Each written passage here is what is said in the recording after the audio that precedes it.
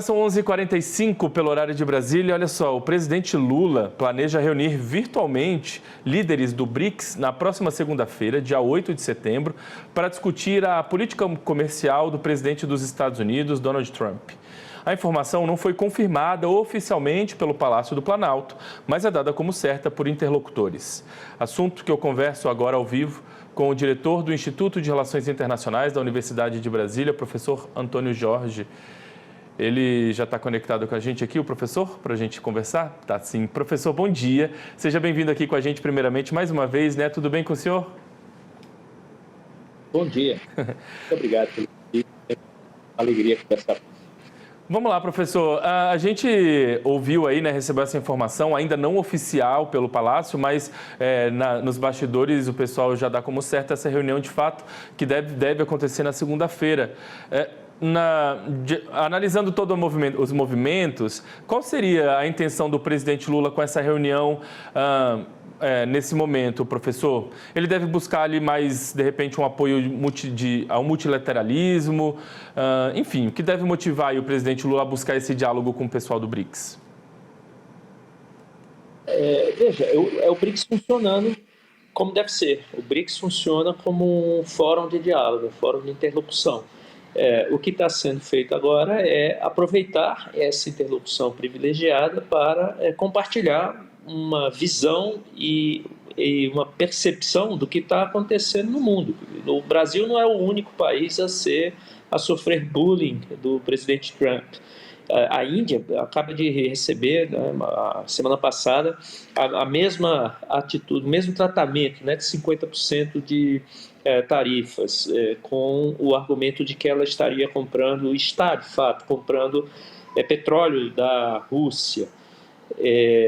O BRICS tem servido tradicionalmente como um espaço de diálogo privilegiado. O que o presidente Lula vai fazer é acionar esse espaço de diálogo e trocar ideias, receber mais informações, atualizar a percepção que o Brasil tem, compartilhar com os demais países integrantes do Fórum o que está acontecendo, inclusive o andamento das negociações em curso hoje, né? Começa hoje, por exemplo, a defesa do Brasil no que diz respeito à Super 301, né? Aquela seção da lei comercial americana, que é algo mais estruturado, é a única coisa estruturada que o governo americano fez até agora, porque existe um processo a ser seguido. O Brasil está seguindo esse processo formalmente, assim como levou ao OMC uma queixa em relação à injustiça que ele associa corretamente à atitude do governo americano.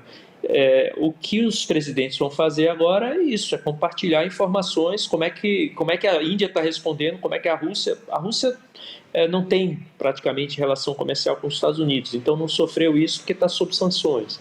Mas os demais países do BRICS, em medidas distintas, estão sofrendo também esse tipo de agressão. Então, o que os presidentes vão fazer é compartilhar o estágio em que as agressões estão se observando atualmente e a partir daí, identificar como agir conjuntamente para, seja buscar alternativas ao comércio, que está sendo diminuído com os Estados Unidos, é preciso direcionar esse comércio para outros países, para outros mercados, seja para identificar o que seria uma ação conjunta, ou pelo menos articulada, coerente, no que diz respeito ao tratamento a ser dado aos Estados Unidos. É isso, é ouvir, atualizar os demais países sobre o que está acontecendo, não vai haver nada muito diferente do que a gente vê na imprensa, mas ali há uma possibilidade de identificar com mais precisão mercados específicos, a boa vontade dos países do BRICS, por exemplo, para abrir seus mercados, aquelas exportações brasileiras que estão sendo mais atingidas e vice-versa, o Brasil também se prontificar a abrir o seu mercado, por exemplo, a produtos indianos que estejam agora sofrendo mais especificamente as consequências dessa tarifa colocada pelos Estados Unidos. Então, o BRICS funcionando como deve ser, um espaço de interlocução. Bem, mas, professor, na sua avaliação, há espaço aí para o BRICS pressionar, de alguma maneira, um recuo dos Estados Unidos nessas decisões tomadas até agora? Enfim, qual a sua avaliação do real poder de influência, seja política ou influência econômica, do bloco para isso? Veja, o BRICS não funciona como um bloco, ele funciona, como eu disse antes, como um espaço de diálogo. Não há espaço, não há condições de o BRICS, de forma articulada, pressionar, por exemplo, os Estados Unidos. Há a possibilidade de os países do BRICS, no seio desse diálogo mais intenso, mais profundo que eles têm, no contexto desse diálogo, de eles identificarem ações coerentes, ou seja, ações convergentes, interesses convergentes, e a partir daí consertarem suas ações para levar o mesmo tipo de resposta aos Estados Unidos. Porque o jogo do presidente Trump, qual é? Dividir para governar. Então ele ataca, ameaça, joga os países uns contra os outros, porque isso lhe dá um pouco mais de condição de manipular a mídia, de criar fatos, alguns amparados na realidade, outros não. Na medida em que os países encontrem um espaço de sereno diálogo, de exposição de quais são os seus interesses, quais são as suas respostas no marco do multilateralismo já estabelecido aos Estados Unidos, e quais são as suas disposições, por exemplo, a fazer concessões mútuas para atender aos setores que foram mais prejudicados por essa atitude agressiva dos Estados Unidos, ali eles vão identificar ações que são coerentes, que são convergentes, que vão na mesma direção, na mesma linha. É disso que nós estamos falando. O BRICS reúne países muito diferentes, em contextos geopolíticos muito diferentes, não funciona como um bloco, não se dispõe a funcionar como um bloco coeso. Ele existe para isso, para criar esse espaço de um diálogo em confiança. É isso que o presidente Lula está fazendo. Na verdade, ao invés de esperar a próxima reunião prevista do BRICS, ele está chamando, por causa dessas circunstâncias, ele está chamando um diálogo, por assim dizer, extraordinário.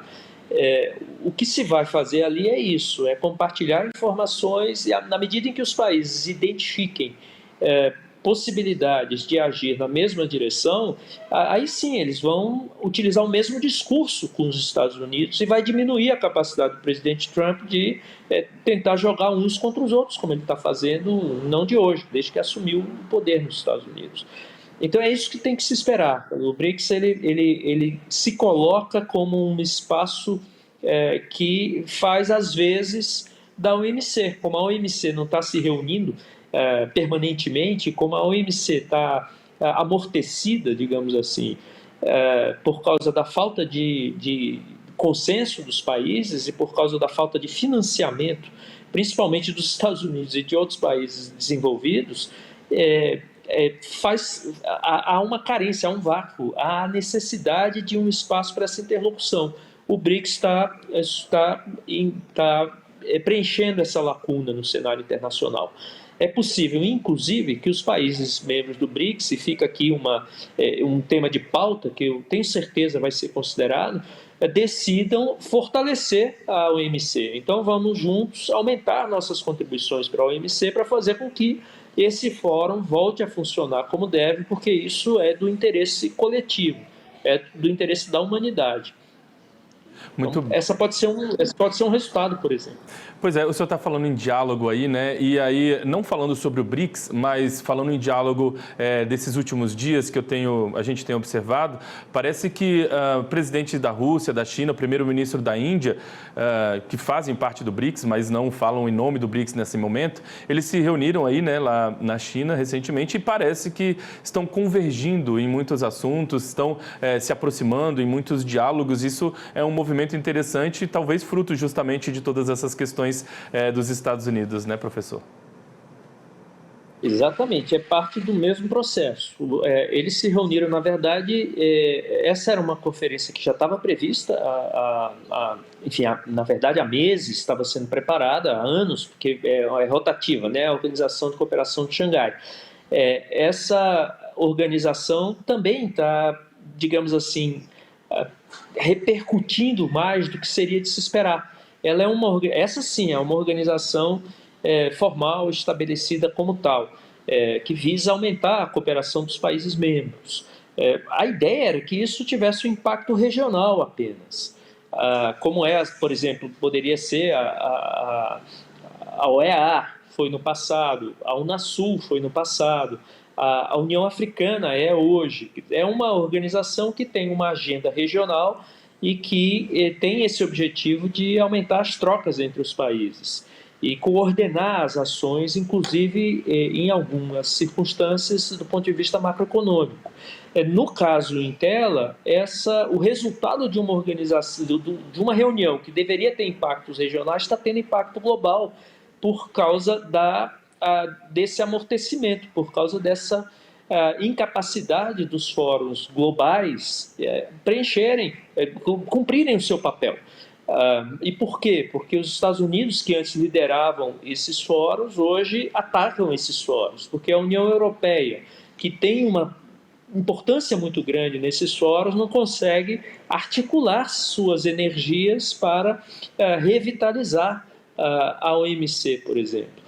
Então, a Organização de Cooperação de Xangai terminou fazendo uma reunião regional que repercutiu globalmente. Em certo sentido, é um pouco o que o BRICS está fazendo, ele está preenchendo uma lacuna. Há uma enorme demanda por coordenação de políticas entre as potências, as grandes potências e as potências médias. Isso costumava acontecer no Conselho de Segurança da ONU e na OMC, no que diz respeito ao comércio, e no Fundo Monetário Internacional, no que diz respeito a finanças. A atitude dos Estados Unidos de solapar essas organizações multilaterais tem retirado do globo, da humanidade, esse espaço de concertação. E gera uma série de demandas. Então, os países estão recorrendo aos órgãos que existem, que estão constituídos, que têm uma agenda de funcionamento, e mesmo a fóruns, como foi o caso do G20, como é o caso do BRICS, que não são tão formais, assim, são agrupamentos de países que visam apenas dialogar. Mas, como existe uma carência muito grande por esse diálogo e pela coordenação de posições, esses fóruns estão ocupando esse espaço. O que aconteceu na China foi isso. Essa organização que tinha esse escopo regional ganhou uma relevância muito maior porque ela contribui com a redução das instabilidades globais. Isso é muito importante. Então, o chamamento que o presidente Lula faz ao BRICS para conversar sobre isso e, a partir daí, identificar pontos de interesse comum, para consertar, para fazer convergir os esforços, as energias dos países em favor desses pontos de convergência, é muito importante. Pode ser que daí saia só, como eu disse antes, a identificação de compensações que esses países mutuamente farão, reduzindo as barreiras entre o comércio que eles têm uns com os outros, para poder acolher o desvio de comércio que antes ia para os Estados Unidos e que agora irá para outras partes do mundo, só que de uma forma coordenada, organizada. Pode ser que disso também saia, por exemplo, esse compromisso em fortalecer, porque ele está no discurso de todos os países. A defesa do multilateralismo, uma maior representatividade do multilateralismo. O problema é sair do discurso para a ação. O BRICS pode apontar um caminho nessa direção, um mapa do caminho para fortalecer a OMC. O Brasil já fez a sua parte, levou a OMC a uma queixa formal. Agora vai ser constituído um painel. É preciso que a OMC receba os recursos necessários e a legitimidade da comunidade internacional para poder voltar a funcionar. Isso é de interesse do Brasil, é de interesse dos países emergentes, é de interesse de todo mundo. Não é do interesse do presidente Trump, que tem uma visão equivocada sobre a gestão do comércio internacional. Ao invés de enxergar o comércio internacional como o que ele foi desde o final da Segunda Guerra Mundial, isto é, o motor do crescimento, um estímulo à produção de riqueza e de mais bem-estar para o conjunto da população, ele enxerga um comércio internacional com uma visão mercantilista, uma visão do século XIX, uma visão de jogo de soma zero. A OMC serve para transformar o que era um jogo de soma zero num jogo de soma variável positivo em que todos ganham. Uns ganham mais do que outros. E aí a gente discute a questão de justiça depois. Mas os próprios Estados Unidos ganharam mais do que todo mundo com esse arranjo que foi criado no pós-Segunda Guerra Mundial. Mas esse arranjo é melhor do que uma visão antiquada e negativa do comércio, em que tudo que eu ganho é perda dos demais e vice-versa. Uma visão de jogo de soma zero. Essa é a visão do presidente Trump, é uma visão fora de contexto, é uma visão datada, mercantilista do século XIX, que só vai trazer prejuízos para os Estados Unidos e para o resto da humanidade.